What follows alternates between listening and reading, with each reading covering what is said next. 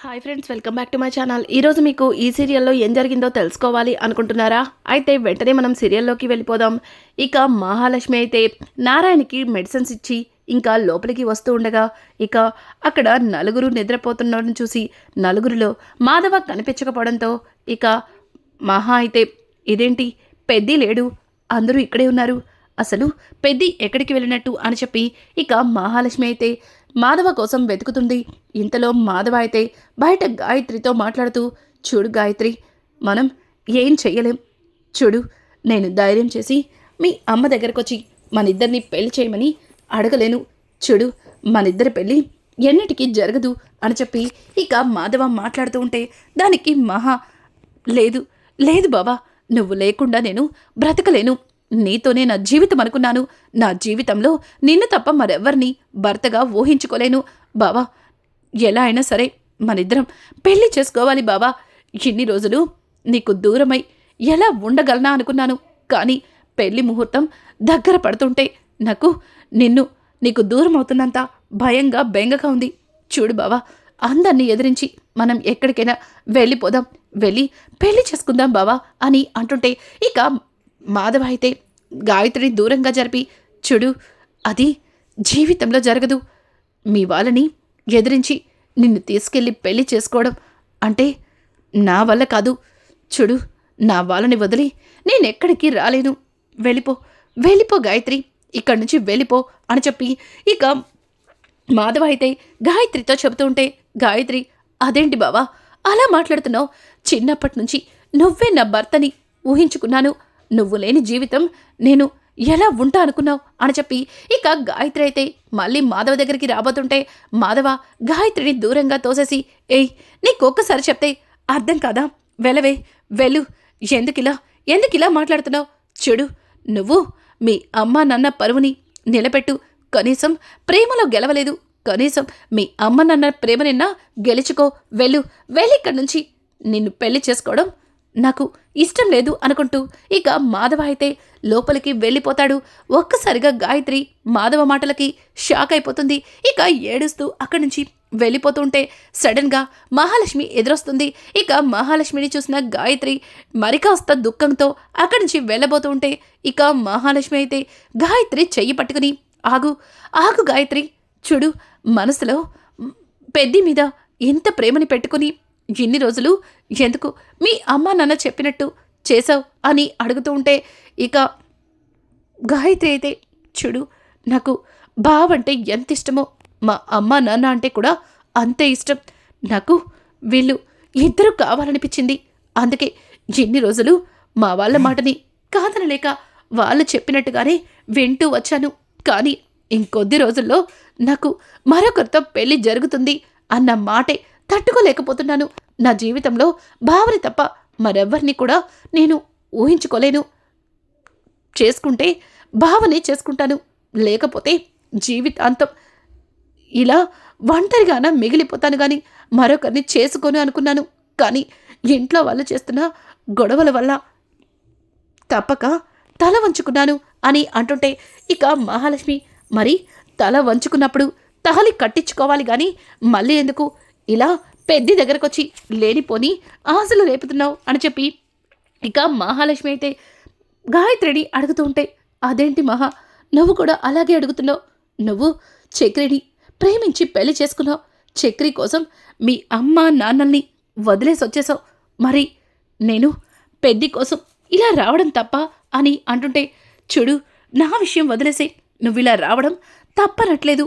కానీ పెద్దికి ఇన్ని రోజులు కూడా తను నిన్ను ముందుకొచ్చి పెళ్లి చేసుకునేలాంటి ఒక్క మాటైనా చెప్పావా? ఎంతసేపు దొడ్డిదారిన రావడం, ఏదో పెద్ది వండిన వంటలు తీసుకెళ్ళి పెద్ది మీద ప్రేమ మాటలు 4 మాట్లాడేసి ఇక్కడి నుంచి వెళ్ళిపోతే చూసేవాళ్ళు నలుగురు కూడా పెద్దినే కదా తప్పుగా మాట్లాడతారు. మీ అమ్మ నాన్న కూడా పెద్ది మీదే కదా మొన్న కంప్లైంట్ ఇచ్చారు. ఇదంతా నేనే చేశానని అందరి ముందు నువ్వు చెప్పకపోతే ఈరోజు పెద్ది స్టేషన్లో ఉండుండేవాడు. చూడు గాయత్రి, ఇదంతా కాదు, మీ మావయ్య చెప్పినట్టు మీ అమ్మ నాన్నలకి గట్టిగా చెప్పు. నాకు ఈ పెళ్ళి ఇష్టం లేదు. ఆ పెళ్ళి చేస్తే నేను చచ్చిపోతాను అని అని అంటుంటే ఇక గాయత్రి, చెప్పలేను, నేను ఎవ్వరికి ఏమీ చెప్పలేను, నా చావు నేను చస్తాను అని అనుకుంటూ ఇక గాయత్రి అయితే అక్కడి నుంచి వెళ్ళిపోతుంది. ఇక గాయత్రి మాటలకి మహాలక్ష్మి కూడా కాస్త బాధపడుతుంది. ఇక లోపలికి వెళ్ళిన మహాలక్ష్మికి ఇంకా మాధవ కుమిలిపోతూ కనిపిస్తాడు. ఒక్కసారిగా మహాలక్ష్మి అయితే మాధవ దగ్గరికి వెళ్ళి పెద్ది అని పిలవడంతో ఇక మాధవ అయితే, అమ్మ మహాలక్ష్మి, నువ్వు నిద్రపోలేదా? ఏంటమ్మా, ఏమన్నా కావాలా? దాహంగా ఉందా? గదిలో వాటర్ లేదా అని అంటుంటే, మీరు ఆగండి పెద్ది, ఎందుకు ఇలా ఎదుటివారి గురించి ఆలోచిస్తారు? ఎప్పుడు పక్క వాళ్ళు బాగుంటే చాలా, మీరు బాగవద్దా? చూడండి పెద్ది, గాయత్రి మీద చెప్పలేనంత ప్రేమ ఉంది. గాయత్రి దూరం అవుతుందన్న విషయాన్ని తలుచుకొని మీలో మీరే కుమిలిపోతున్నారు. తనంతట తానుగా వచ్చి పెళ్లి చేసుకోమని అడిగినా ఎందుకు మీరు పెళ్లికి అంగీకరించట్లేదు? అసలు ఏమైంది పెద్ది అని అడగడంతో ఇక మాధవ అయితే, చూడమ్మ మహాలక్ష్మి, గాయత్రి పెళ్లి చేసుకుంటానని ముందుకొచ్చింది. ఇప్పుడు గాయత్రి వచ్చిందని ఆనందపడాలా, లేకపోతే వాళ్ళమ్మ నాన్నని ఎదిరించి గాయత్రి పెళ్లి చేసుకోవడానికి నేను ముందుకెళ్తే వాళ్ళు ఇంటి మీదకొచ్చి ఏం గొడవ చేస్తారా అని భయపడాలా? నాకేం అర్థం కావట్లేదు. చూడు, రెండు కుటుంబాల్ని సంతోషంగా కూర్చుని మాట్లాడుకొని గాయత్రితో పెళ్లి జరిపించుకోవాలని నేను ఆశపడ్డాను.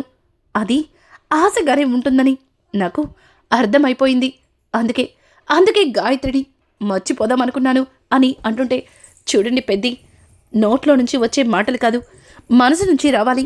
మీరు గాయత్రి విషయంలో నిజంగానే తనని మర్చిపోవాలి అనుకుంటున్నారా? నిజంగానే తనని దూరం చేసుకోవాలి అనుకుంటున్నారా అని అంటుంటే, మరి ఏం చేయాలమ్మా అంటూ ఇక మాధవ అడుగుతుంటే, అన్నయ్య ఏం చేయాలి అంటావేంటన్నయ్య? నేను వెళ్ళి గాయత్రిని రేపు ఉదయం గుడి దగ్గరికి తీసుకొస్తాను.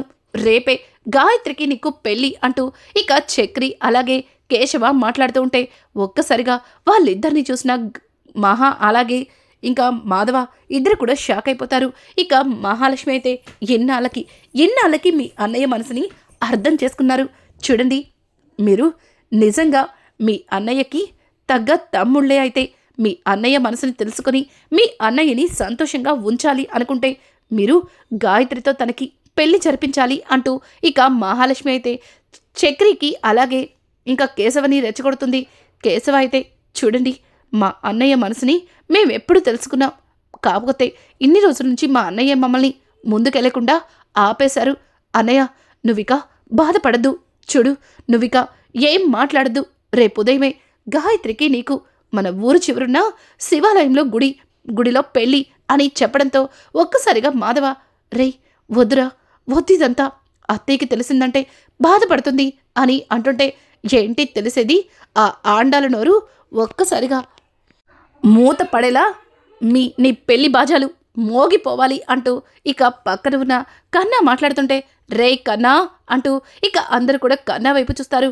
కన్నా అయితే, అంతే కదా అన్నయ్య, ఎన్ని రోజుల నుంచి గాయత్రి నువ్వు ఇష్టపడుతున్నారు, పెళ్లి చేసుకోవాలని ఆశపడుతున్నారు, కానీ ఆ ఆండాలు జరగనిస్తుందా అని అంటుంటే ఒక్కసారిగా, ఏంట్రా అత్తయ్యని పట్టుకుని అలా పేరు పెట్టి పిలుస్తున్నావు అని అంటుంటే, అత్తయ్య అయితే పిల్లనిచ్చి పెళ్లి చేసుకోమని అనాలి, కానీ ప్రతిసారి మన మీద ఎట్లాంటి దెబ్బి పొడుపులు పొడుద్దామా, ఏమేమి అందామా అంటూ ఎదురు చూస్తున్న అలాంటి మనిషి నాకు అత్తంటే నాకు అస్సలు ఇష్టం లేదు అంటూ ఇక కన్నా అయితే మాట్లాడుతూ ఉంటాడు. ఇదంతా ఇలా ఉండగా ఇక ఇక్కడ చూస్తే గాయత్రి అయితే గదిలో కూర్చుని ఏడుస్తూ ఉంటుంది. ఒక్కసారిగా గాయత్రిని చూసిన వాళ్ళ అమ్మా నాన్న, ఏయ్ ఏంటే ఇంకా పడుకోలేదా? రేపు ఉదయమే నీ పెళ్ళని చెప్పాను కదా అని అంటుంటే ఒక్కసారిగా గాయత్రి ఆశ్చర్యపోతూ, అమ్మా ఏమంటున్నావు? రేపు ఉదయం పెళ్ళేంటి అని అంటుంటే, ఓ అవును కదా, మర్చిపోయాను, రేపు ఉదయమే నీ పెళ్ళి ముహూర్తం ఇంకొక వారం రోజుల్లో ఫిక్స్ చేసుకున్నాం, కానీ అబ్బాయి వెంటనే దుబాయ్ వెళ్ళిపోవాలి అంటున్నాడు. అబ్బాయి కోసమే రేపు ఉదయమే పెళ్లి ముహూర్తం ఫిక్స్ చేశాం అని చెప్పడంతో ఒక్కసారిగా గాయత్రి కోపంతో రగిలిపోతూ, చూడమ్మా, నువ్వు చెప్పిందంతా చేస్తున్నానని ఇలా ఉన్న పలంగా పెళ్లి ముహూర్తం పెట్టి నన్ను ఒక గొర్రెని చేస్తుంటే నేను అస్సలు ఊరుకోను అని అంటుంటే, ఏయ్ ఏంటే ఏంటి నోరు లెగుస్తుంది, మర్చిపోయావా? నువ్వు కనుక ఈ పెళ్లి చేసుకోకపోతే ఇక ఈ అమ్మ నాన్న శవాన్నే చూస్తావు అని చెప్పి ఇక ఆండాలైతే గాయత్రిని బెదరగొట్టడంతో ఒక్కసారిగా గాయత్రి మౌనంగా ఉండిపోతూ, అయ్యో భగవంతుడా, ఏంటి నాకు ఈ పరీక్ష? అటు బావకి దూరమయ్యి ఇటు అమ్మ నాన్న మాటని కాదనలేక మధ్యలో నలిగిపోతున్నాను. నేనిప్పుడు ఏం చేయాలి అంటూ ఇక గాయత్రి అయితే తనను తను బాధపడుతుంది. ఇక ఆండాలనుకున్నట్టు ఉదయాన్నే పెళ్లికి అన్నీ సిద్ధం చేస్తారు. ఇక గాయత్రి కోసం తలుపు కొట్టడంతో అక్కడ గాయత్రి అయితే కనిపించదు. ఒక్కసారిగా ఆండాలు, ఎవండి ఎవండి, గదిలో గదిలో గాయత్రి కనిపించట్లేదండి అని చెప్పడంతో, ఏంటే గాయత్రి కనిపించకపోవడం ఏంటే, నీకెన్నిసార్లు చెప్పాలి? ఇక ఆండాలు భర్త అయితే, ఏయ్ నీకు అమ్మాయిని జాగ్రత్తగా చూసుకోమని చెప్పాను కదా, మరి ఇలా తనని ఒంటరిగా ఎందుకు వదిలేసావే? అది ఖచ్చితంగా మాధవ్ గారి దగ్గరికే వెళ్ళుంటుంది అంటూ ఇక ఆండాలు భర్త అయితే గాయత్రి కోసం ఇల్లంతా వెతుకుతూ ఉంటాడు. ఇక ఆండాలు కూడా, ఏయ్ ఎక్కడికి వెళ్ళావే? వాడే కనుక నిన్ను తీసుకెళ్ళి ఉంటే ఈరోజు వాళ్ళని వదిలిపెట్టను అంటూ ఇక ఆండాలైతే హడావుడిగా బయటికి వస్తుంటే ఎదురుగా గాయత్రి కనిపిస్తుంది. ఒక్కసారిగా గాయత్రిని చూసిన ఆండాలు, ఏయ్ ఇంట్లో ఉండకుండా ఎక్కడికి వెళ్ళావే అని అంటుంటే, నువ్వేగా ఇప్పుడు పెళ్ళని చెప్పావు, అందుకే పెళ్ళి గురించి బావతో చెప్పాలని వెళ్ళాను. కానీ ఈ విషయం తెలిసిన తర్వాత బావ తట్టుకోలేడు. బావ బాధపడితే నేను చూడలేను. అందుకే వచ్చేసాను అని చెప్పి ఇక గాయత్రి మాట్లాడుతూ ఉంటే, ఏడ్చావులే నిన్ను అంటూ ఇక ఆండాలు చెయ్యెత్తి, చూడు ఇంకొక్కసారి ఇట్లాంటి పిచ్చి పిచ్చి వేషాలు వేశావంటే ఊరుకునేది లేదు అని అంటుంటే, ఇంకెందుకమ్మా ఇట్లాంటివి చేస్తాను, ఎలాగో ఇప్పుడు నన్ను మీరు తెచ్చిన వాడిని ఇచ్చి కట్టబెడుతున్నారు కదా, ఇక నేను చచ్చిన శవంలాగా బతకాల్సిందే అని నాకు అర్థమైపోయింది అంటూ ఇక ఆండాల్ని తోసుకుంటూ గాయత్రి లోపలికి వెళ్ళిపోతుంది. ఇది ఇలా ఉండగా ఇక్కడ చూస్తే మహాలక్ష్మి అయితే ఇంకా నిద్రపోతున్న మా చక్రిని అలాగే కేశవని లేపుతుంది. ఒక్కసారిగా ఇద్దరు లేస్తారు. ఇక చక్రి అయితే, అబ్బా ఏంటండి ఉదయాన్నే లేపేశారు, ఇంకాసేపు పడుకోనివ్వండి అని అంటుంటే, ఏయ్ మీరు అసలు మనుషులేనా?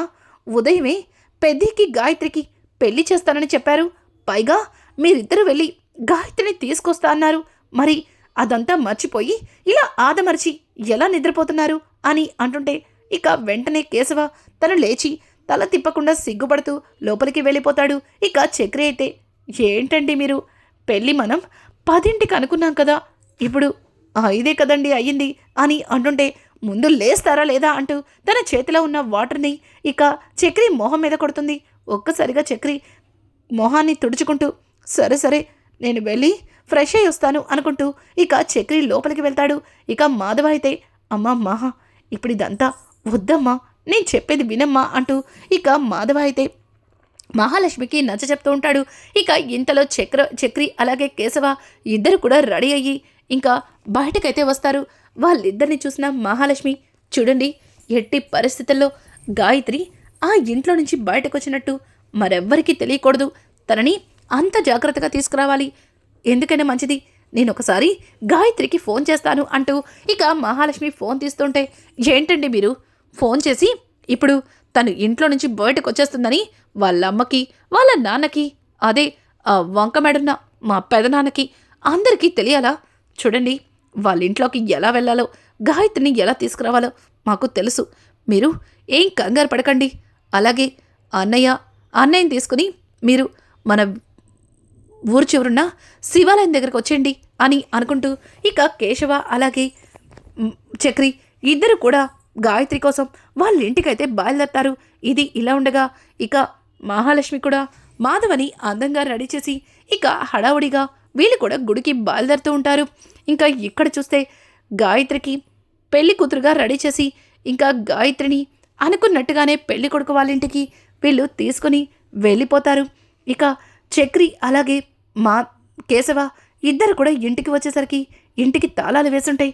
ఇక కేశవ అయితే, రే ఏంట్రా గాయత్రి వాళ్ళ ఇంటికి తాళం వేసింది, ఇంట్లో ఎవరూ లేరు అని అంటుంటే ఇక చక్రి అంటే గాయత్రి నిన్న నైట్ మన ఇంటికొచ్చి అన్నయ్యతో తను పెళ్లి గురించి అలాగే తనని తీసుకెళ్ళిపోమని చెప్పిన గురించి ఆండాలు బ్రహ్మరాక్షకి తెలిసిపోయిందా, అందుకే ఏకంగా ఇల్లు ఖాళీ చేసి దుకాణం సర్దేశారా అంటూ ఇక చక్రి అయితే అటు ఇటు దిక్కులు చూస్తుండగా ఇంకా ఆ ఇంటి పక్కన ఉన్న అతను ఏయ్ ఎవరు మీరు, వాళ్ళు లేరు, వాళ్ళ అమ్మాయి పెళ్ళి అందరూ కలిసి కళ్యాణ మండపానికి వెళ్ళిపోయారు అని చెప్పడంతో ఒక్కసారిగా ఇక చక్రి అయితే ఏంటి ఏం మాట్లాడుతున్నావు, గాయత్రి పెళ్ళా అని అడగడంతో ఓ మీరా, నేనింకా ఎవరా అనుకున్నాను, చూడండి వాళ్ళెవరూ లేరు, అయినా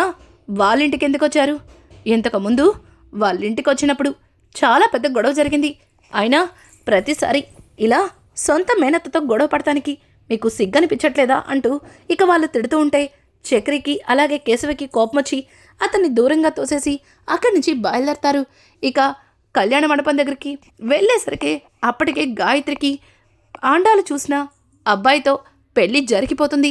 ఒక్కసారిగా ఆండాలు చక్రిని అలాగే కేశవని చూసేసరికి చాలా ఆనందపడుతూ రేయ్ రండ్రా, మీరు వస్తారని నాకు తెలుసు, కానీ మీరొచ్చినా పెద్దగా ప్రయోజనమేమీ లేదు, నా కూతురికి మేమనుకున్నట్టు దుబాయ్ అబ్బాయికి ఇచ్చి పెళ్లి చేసేసాం, చూడండిరా చూడండి అంటూ ఇక ఆండాలైతే ఇక తను గాయత్రి అలాగే దుబాయ్ నుంచి వచ్చిన అతను పెళ్లి చేసుకున్న వాళ్ళని చూపించి ఇక తెగ ఆనందపడిపోతుంది. గాయత్రి కూడా చక్రిని అలాగే కేశవని చూసి కుమిలిపోతుంది. ఇక చక్రి కేశవ ఏం మాట్లాడలేక అక్కడి నుంచి బయటికి వచ్చేస్తారు. ఇంకా గుడి దగ్గర పెళ్లి కొడుకుగా ఎదురు చూస్తున్న మాధవ అలాగే మహాలక్ష్మి వాళ్ళని దగ్గరికైతే వెళ్తారు.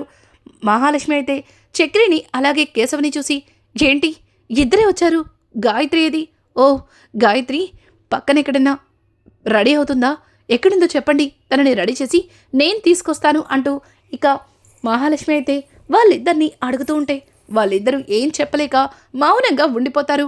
ఇక మాధవ అయితే రేయ్ అంతా బాగానే ఉంది కదా, రేయ్ మీరు గాయత్రిని తేకపోయినా పర్వాలేదు, కానీ మీరేం మాట్లాడకపోతుంటే నాకు భయంగా ఉందిరా, ఏమైంది అని అడుగుతూ ఉంటే ఇక ఏం చెప్పాలో అర్థం కాక మౌనంగా అక్కడికక్కడే చతికిల పడిపోతాడు.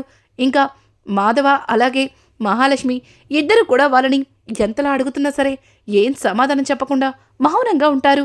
ఇక ఇంతలో కొంతసేపటికి పెళ్లి కూతురు పెళ్లి కొడుకు గెటప్లో ఉన్న గాయత్రి పెళ్లి చేసుకున్న వ్యక్తి ఆ గుడికైతే వస్తారు. ఆండాలు వాళ్ళని తీసుకొచ్చి గుడికి తీసుకొస్తూ కనిపిస్తుంది. ఒక్కసారిగా వాళ్ళని చూసిన మాధవకి గుండాగినంత పనవుతుంది. రానున్న ఎపిసోడ్స్ అయితే మరింత ఇంట్రెస్టింగ్గా మారబోతున్నాయి. ఈ వీడియో మీకు నచ్చినట్టయితే లైక్ చేసి సబ్స్క్రైబ్ చేయడం మాత్రం మర్చిపోకండి. Thanks for watching. Hi friends, welcome back to my channel. ఈరోజు మీకు